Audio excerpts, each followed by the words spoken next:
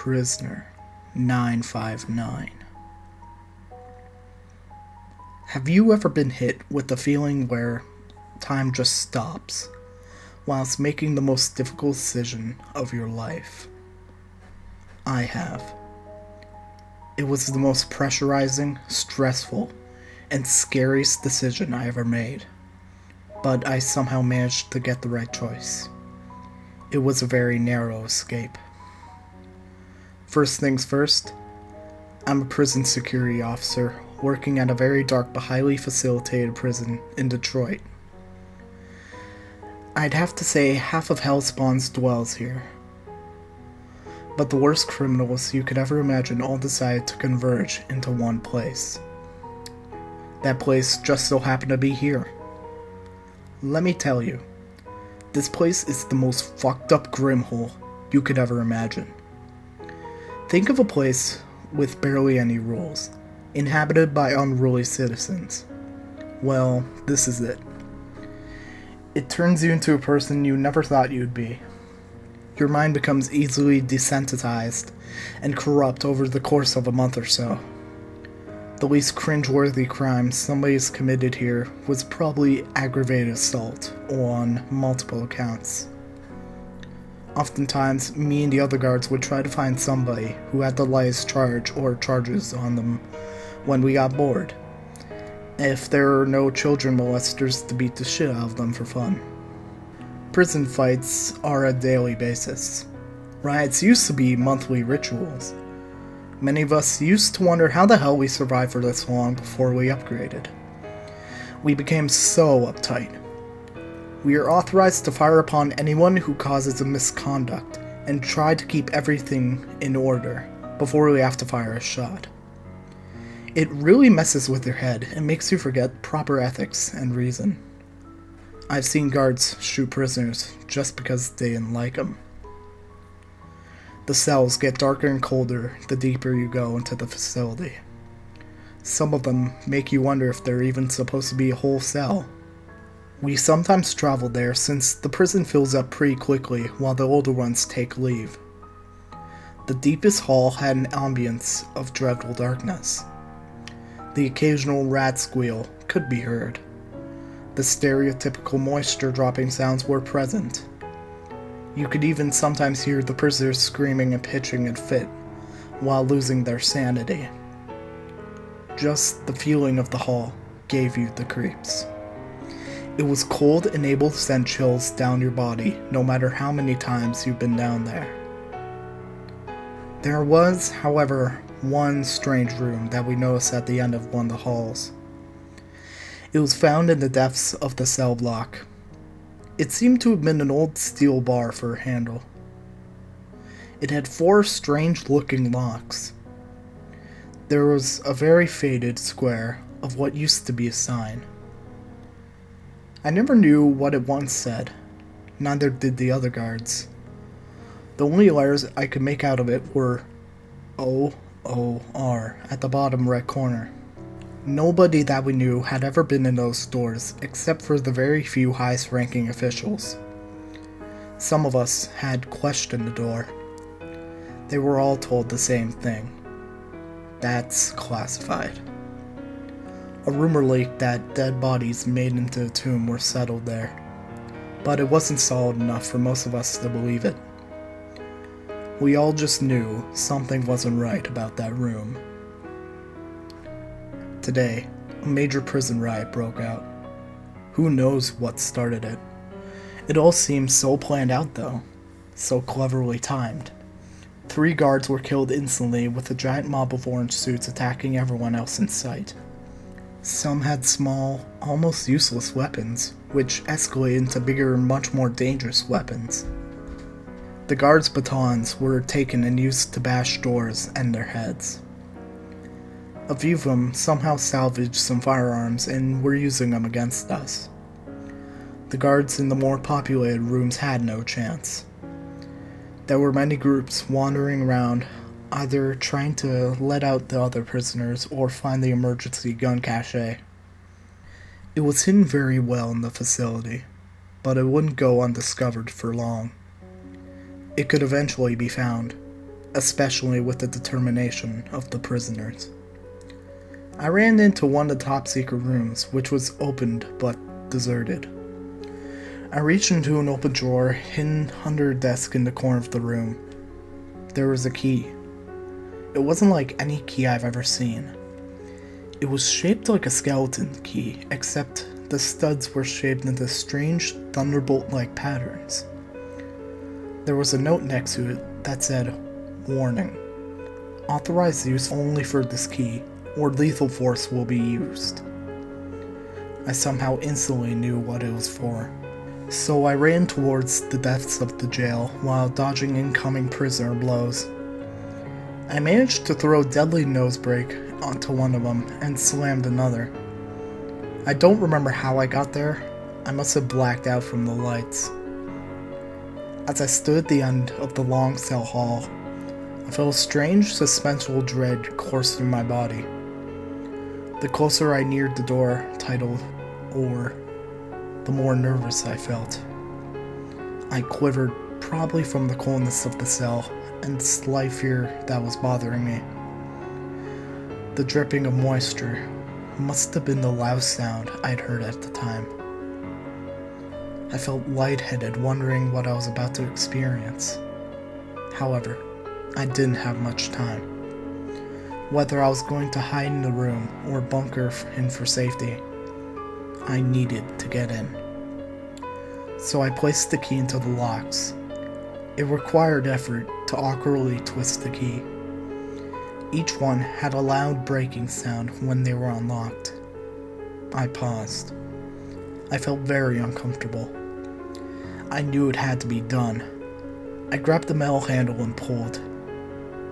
It didn't budge. It required a lot more effort to be opened. It scraped against the ground and slowly creaked its way open. Steel grinding against the tough floor, it produced an eerie, echoing creaking sound.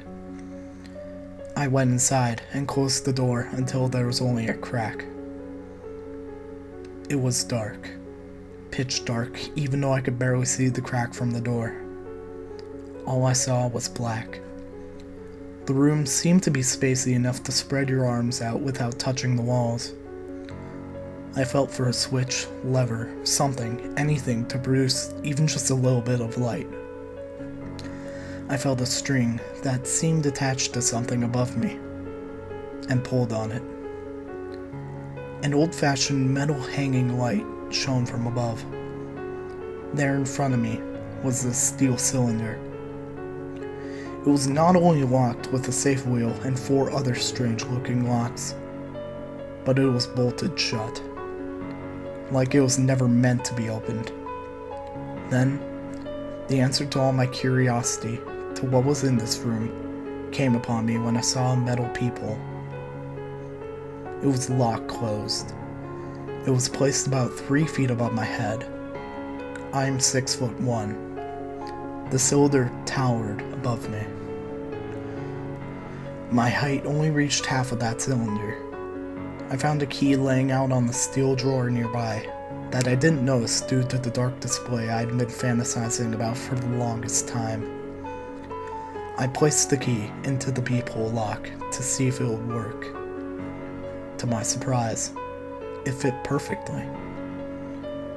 I took off the lock and took a deep breath. This is it. No turning back. I slowly slid the peephole open.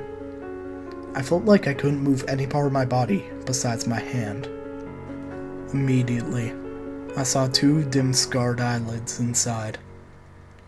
Both eyes were not only scarred, but had a clear previously cut gash down the middle.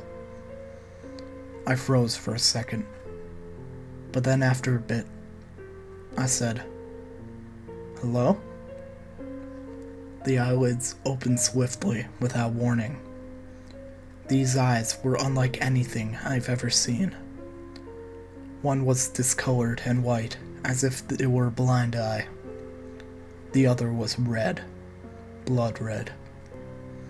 He responded with a very deep voice that came from his belly. "Yes." He said, a very deep, booming, raspy voice, full of despair and hate. The air filled with the sound of his speech. Hello? I stuttered. I was too scared to even move. Not only were the eyes scarring to look at, but the feeling of dread was upon me. You wake me for what reason? He sounded quite angry. I honestly don't know. The prisoners, they all just revolted. They overpowered us, and this is the only place I could go. The inevitable deaths have come upon you. You only have one choice. The power and creepy feeling of his voice was enough to make you tremble in fear. No amount of steel could protect you from this type of fear. Who are you?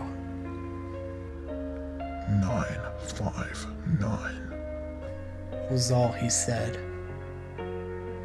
Why do they keep you in here, if I must ask? Behind you. At this point, I was shocked and scared shitless. I was certain that there was actually someone behind me ready to kill me with their bare hands. I turned, and there was a metal cabinet nearby. I walked over to it, noticing that my feet were shaking, and opened it. There were many files. Open, said prisoner 959. The bellow in his voice startled me. I opened one file named Crime Scene Photos. Instantly, I was disgusted and grew sick to my stomach. One of the pages read, 12 victims in squatter home cellar. Next to it was a picture of bodies impaled through the mouth and out the coccyx.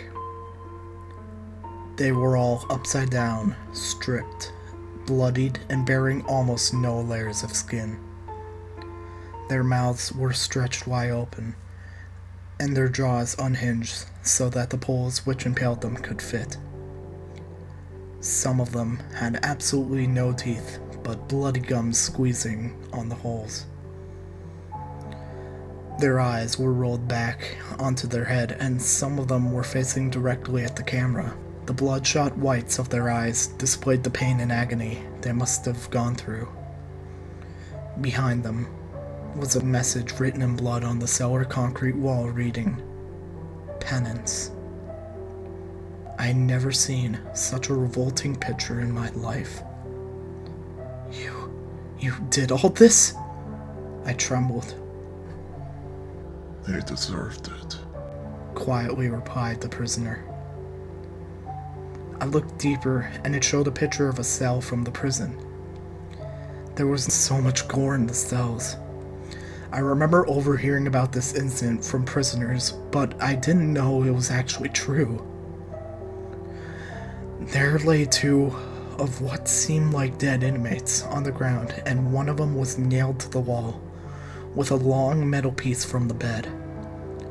They were so terribly mangled that they couldn't even be recognized as human. Oh my god. This actually happened? It's true? Yes, quietly said the voice. I looked at the other files, attempting to look for information of the sick fuck. I read that his real name was unknown, but his famous alias seemed to be Karn. His guest age was 30. He was a massive hulking 7 foot 1 feet tall, weighing at 304 pounds.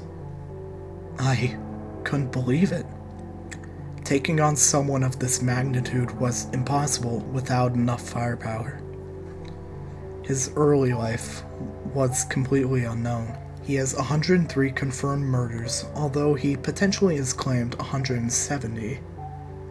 Skipping along his biography, he apparently has killed many known criminals. He had even killed 2 cops. He was caught in the act of flaying a fully conscious man alive, after people heard the overwhelming screams from nearby, and it took 6 tasers to take him down. He survived 2 shotgun shells to the side and the stomach. All the victims and crimes were kept confidential to keep the public from fearing the streets. Now I can see why this man, this thing, is kept in a secret room with a very secure chamber. Why did you do this? I yelled in disbelief. They deserve to die. They deserve to suffer. They deserve to rot. He said. Why did they deserve to die? I was on the verge of insanity from what I had seen. They inflicted others with pain. They must suffer penance. I had to think fast. The prisoners are closing in fast. There's no chance of hiding back here for long. There's still rotting prisoners here. My gun won't protect me against all of them. My hand-to-hand skills are good, but I can't go on forever. I have myself cornered. Here and there, I can faintly hear a gunshot fire outside. The last possible choice I could have is to release the prisoner. I could only hope he killed only those who deserved it, though not in the methods that he did it. If he would help me, it could be my only chance to get out alive. If I help you out of there, will you help me? No. I will help the ones who could be victimized by these heaps of meat. Does that include me? I was praying at this point for a miracle. Yes. I quickly grabbed a strange-looking tool from the cabinet. It seemed like it could take out the bolts from the door. I took out the bolts. They were clanged on the floor. I then carefully unlocked the locks one by one, very slowly but carefully, hearing nothing but the sound of the key jiggling the pins. Then came the final step, the safe wheel. It looked very threatening and uninviting, but I had no choice. I turned it multiple times, using all my might, thinking it would never open. Suddenly, a very loud piercing clang noise echoed throughout the room. It scared me and made me fall back. I watched as the door slowly opened, producing a loud creaking.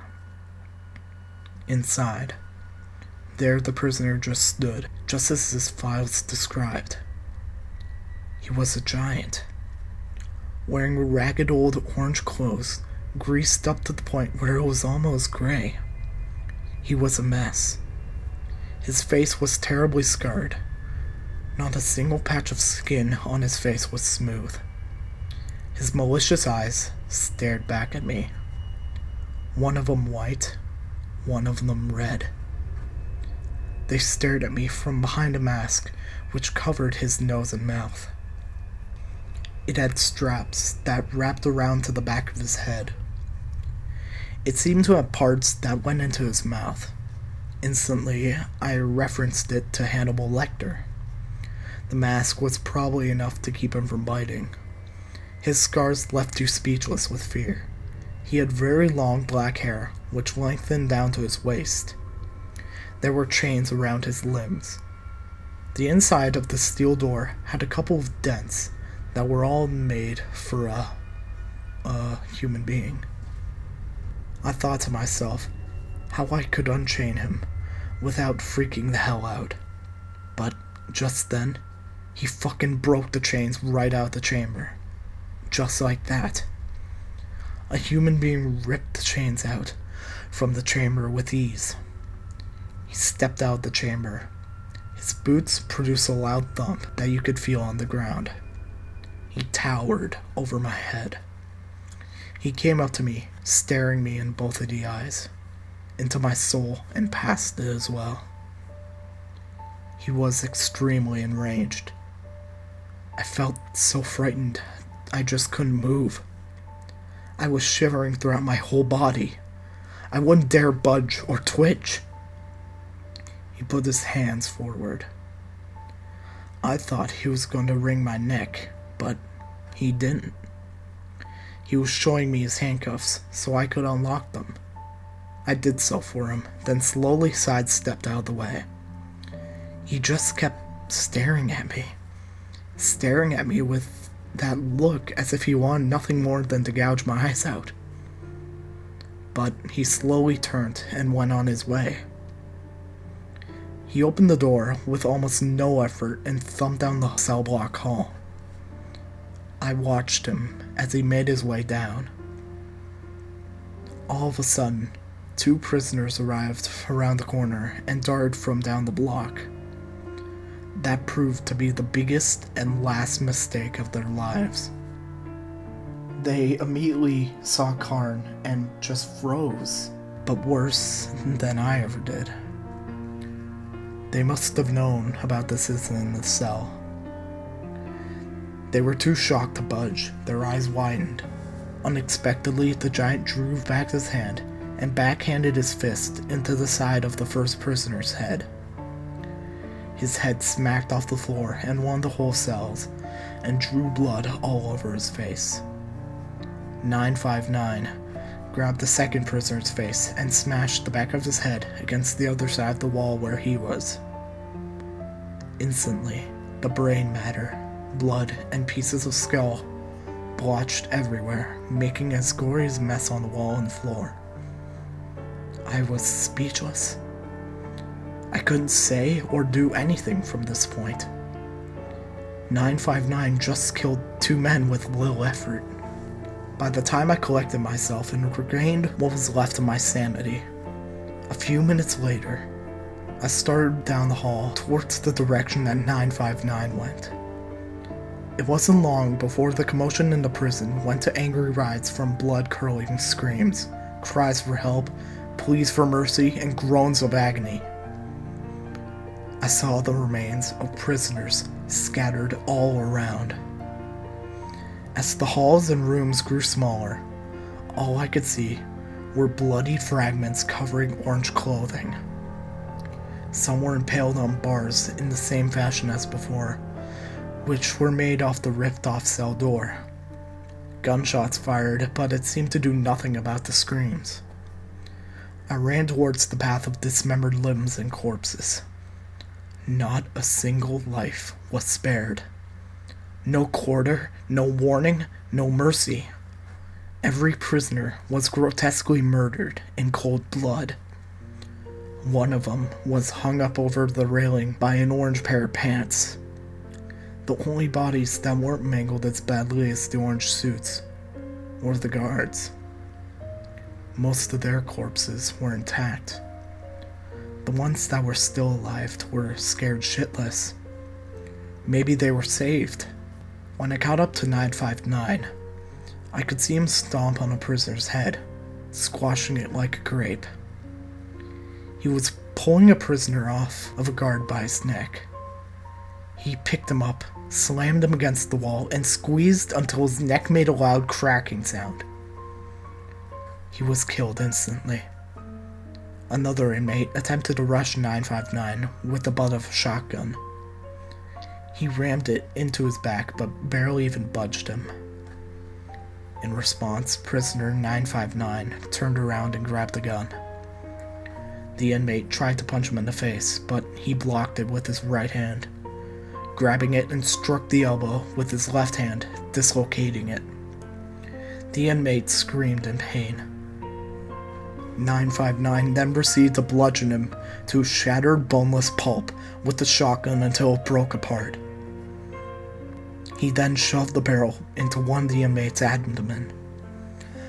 A hiding prisoner attempted to grab me from behind. I turned, elbowing him in the head twice, and bent over to grab his right leg. I rolled forward and pulled back as hard as I could, dislocating his limb. There was no chance of him getting up. However, Karn didn't think the same thing. He grabbed the prisoner's intact left leg, straightened it, and crunched it into his body. The prisoner screamed in pain and the agony from shock. 959 walked on it like it never happened. Me and the guards were able to get us situated as much as we could before their SWAT team arrived. However, once they made it, 959 was long gone. Prisoner 959 has never been heard of ever since. He had disappeared without a trace. He left no signs of leave after the bloodbath of the jail. Investigators and authorities have searched him up and down the city, inside and out. Eyes were kept open for the more gruesome reports. They found nothing. I can honestly see why they have sought him tirelessly. He could be anywhere, doing anything, to anybody.